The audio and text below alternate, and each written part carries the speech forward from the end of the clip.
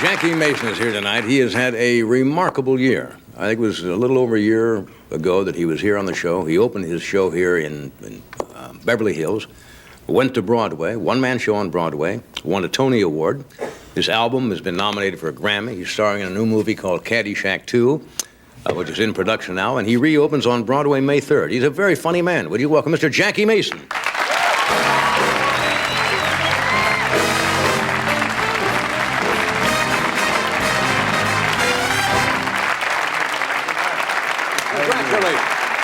Thank you. God bless you.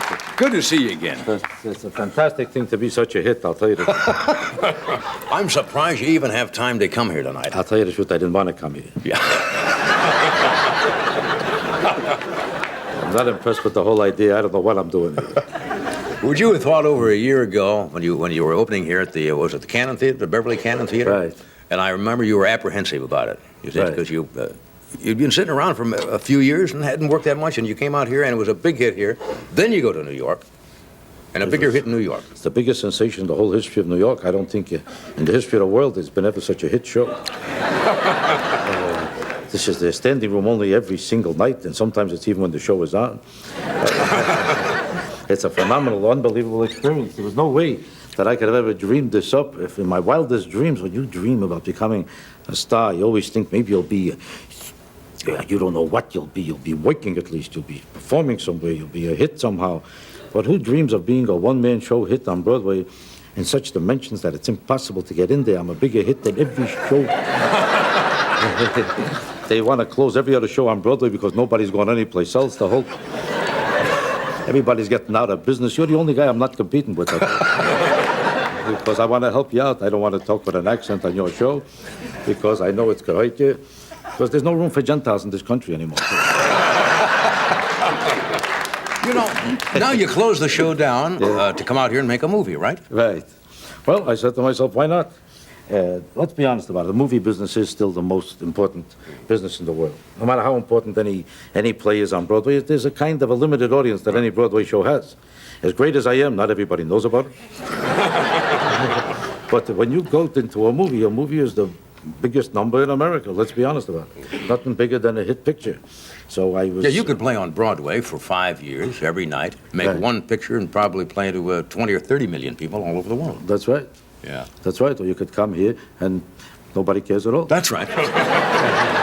You've made a picture It's a fantastic thing to be on every night at 11:30. You don't care if people are watching or not, because by that hour people are busy. And if they're not busy, they're not having such a great life anyway. If a person has got nothing to do but watch your show 12 o'clock, he's not doing so hot.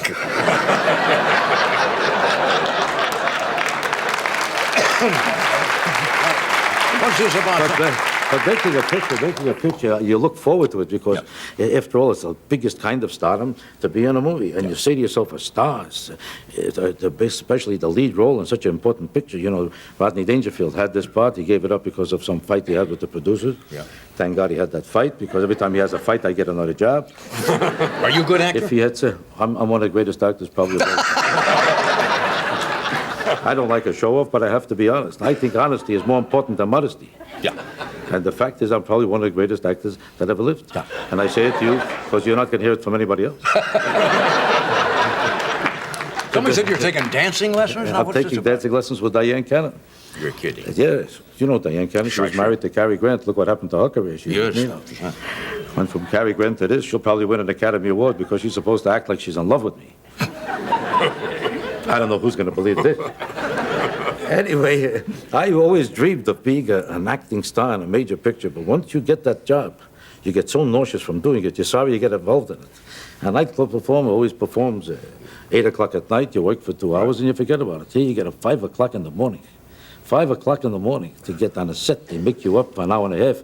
I'm not easy to make up. It takes a little while. Yeah. Then, and on top of that, you have to wardrobe and this and that. Then you start taking the picture. And it's the same picture over and over again, because no matter how good it is, it's never right. Take one, then you did it perfect. It's perfect, except we'll take another one. Okay, we'll take 2, now we'll take 3, just for safety. Now we'll take 4 in case the first 3 didn't come out, then we'll take 5. And you'd stand there a whole day going, oh yeah, when am I going to live to get out of it? And you're not used to working that way. Nobody. If I want to get even with somebody, I'd put him in a picture. When you're a bad kid, how does your mother get even with you in the classroom? How does a teacher? By putting you in a corner and making you say the same thing 300 times. Right. That's for being a miserable kid. Now, if you're a star, you get the same treatment. You never got married, did you? No. But you marry everybody you see. So. Yeah. I'm just that's true. Yeah, if it's a slow week, I get married, yeah. Have you ever regretted not It's an getting amazing married? thing. Every time you meet a person, you marry them. You don't care who they are. If they show up, you take a chance. Your Why is marriages it- are an expensive proposition. A week and a half, $3 million. Well, somehow. Somebody lasts 2 months, another $7 million. 3 girls cost you about $12 million. No. I don't know if you heard about it, but girls are not that expensive.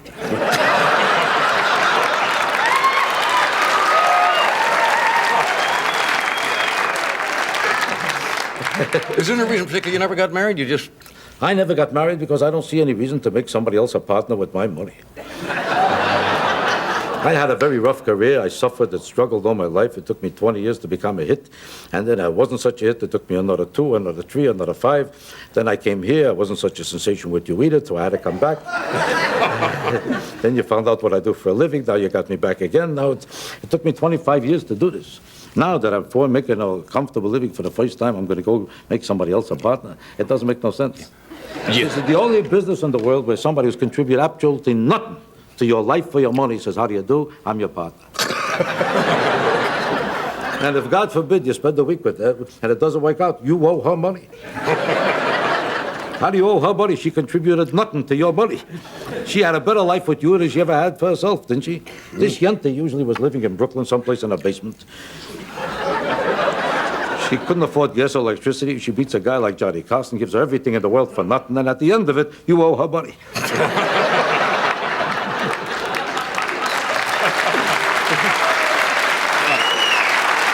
Got a point there. If she had any decency, she should give you a few dollars because it cost you a fortune the whole time you were married to her. It cost her nothing. And they want equality, give you some money back. That would be equality.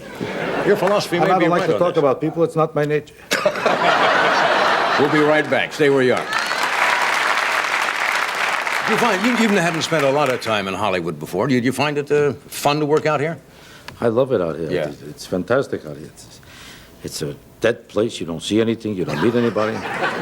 It's a great place to hang around if you passed away. It's fantastic. There's nothing going on here, but even the people who are busy have nothing to do. You're in the middle of a $12 million deal. You want to talk about it? Yeah, you'll come to the pool, you'll sit down, we'll lay down for an hour, we'll think it over. In New York, even people who are not working are busy. Busy. Say hello. I got no time. Where you going? Hurry up. Hurry up, I'm going. I went already. I'm coming back. I'm going forward. Don't mix me up. I'm late. For what? I don't remember. They talk about the energy of New York all the time. Yeah. But the truth of the matter is that there's absolutely nothing to do here. And it's the most status symbol conscious town in the world. Everybody wants to imagine they're a millionaire. If you go to Beverly Hills here, you can meet one person who's not a tycoon or a millionaire. Everybody feels like he has to impress you with how much money he got. You don't even see a person in the street. You don't see one person in Beverly Hills. It looks like everybody passed away 100 years ago and left the houses there. You don't see, all you see is a Japanese garden. He's walking around. He don't know why. He don't know where.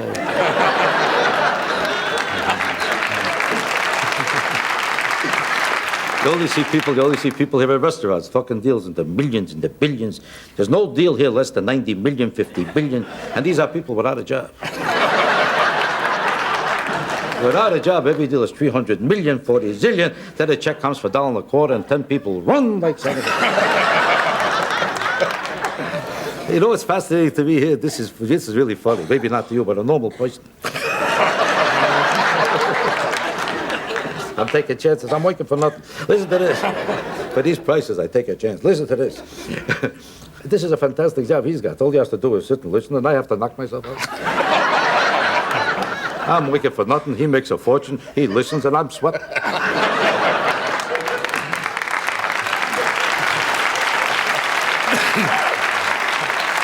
And they say the Jews are smart. They don't know about Gentiles like you. I just told a better joke than that. I was talking about the status symbols here. This is fascinating to me because I notice when you walk around in Beverly Hills, listen to this. Everybody you see has a Mercedes. Did you ever notice this? Lot of Mercedes. Everybody has, it's like a status symbol, you must have a Mercedes. If a guy has a Cadillac, he's ashamed of it, he's embarrassed. In every other town in this country, if you have a Cadillac, you look like a hit. People admire you. You got a Cadillac? Oh, yeah, boy, he looks like this. I got a Cadillac. Around here, if a guy has a Cadillac, he's so nauseous and embarrassed. This is not my regular car. I don't know who left it here. I don't know who left it here. I don't know how it got here. I told my sister-in-law, get your car out of here. And you know what the amazing thing is? Listen to this. Are you busy?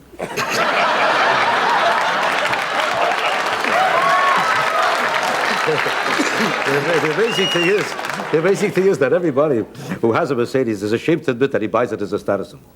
It's strictly a status symbol. There's nothing about a Mercedes that's worth $50,000. You have to be nuts to think that any car. There's no utilitarian factor in a car that makes it worth $50,000. They're ashamed to admit it.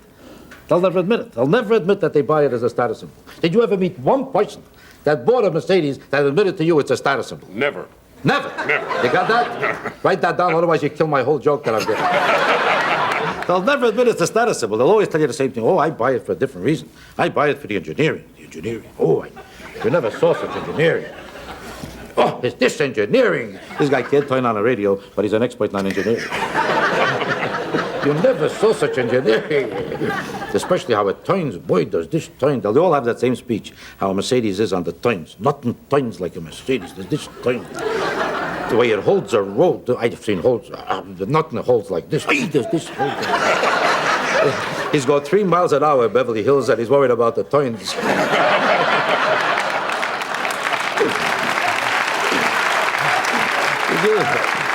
Do you ever see a Ford turn over at 3 miles an hour? Who are they kidding? This whole town is the status symbol. That's all it is. But the truth of the matter is that I get a kick out of being here because I get a kick out of meeting the producers and watching them talking about the pictures and making all the deals. Every deal talks about only one thing, where to put the sex scene in every movie. You'll notice when you go to the movies today, I don't know if you notice, you don't seem to be that intelligent. Well, you know, isn't it fascinating to you that every picture you see today has a sex scene in it? It's relevant to absolutely nothing in the picture. But there's a sex scene today in every picture. Why is that? So far, you don't know one thing that I...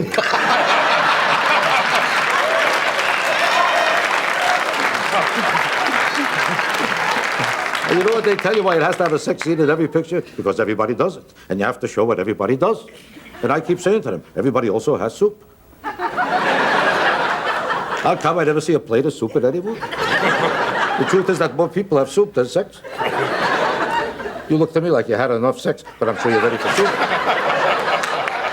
I never heard anybody say, I'm so tired, forget the soup. Did your wife ever say to you, I got such a headache, soup is out?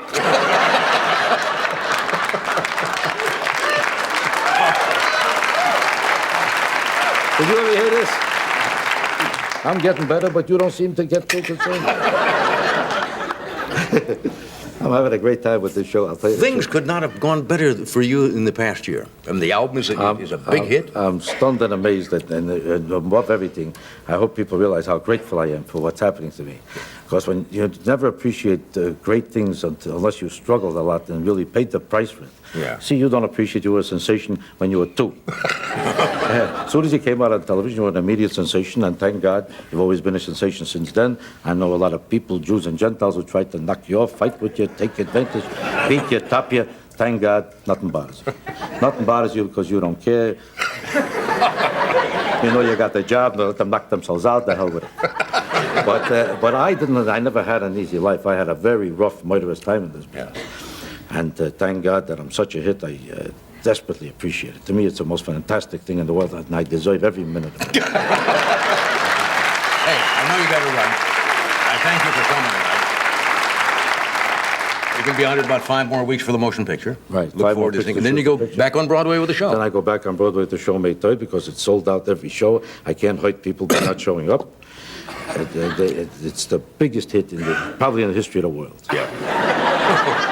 And I sincerely hope that you got time to see me again. I'll come and see you I don't know again. if I'm going to work again for these prices, but if you ask me, I'll probably show up because I'm not busy either.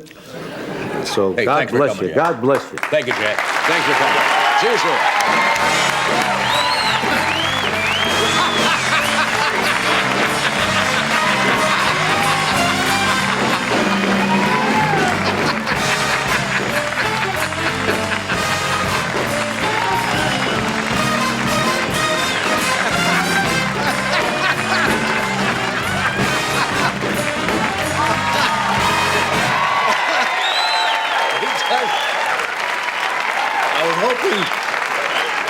was hoping he was going to go into that Ed Sullivan impression. The first time he did that, it was the funniest thing I've ever seen in my life. We'll be right back. Stay where you are.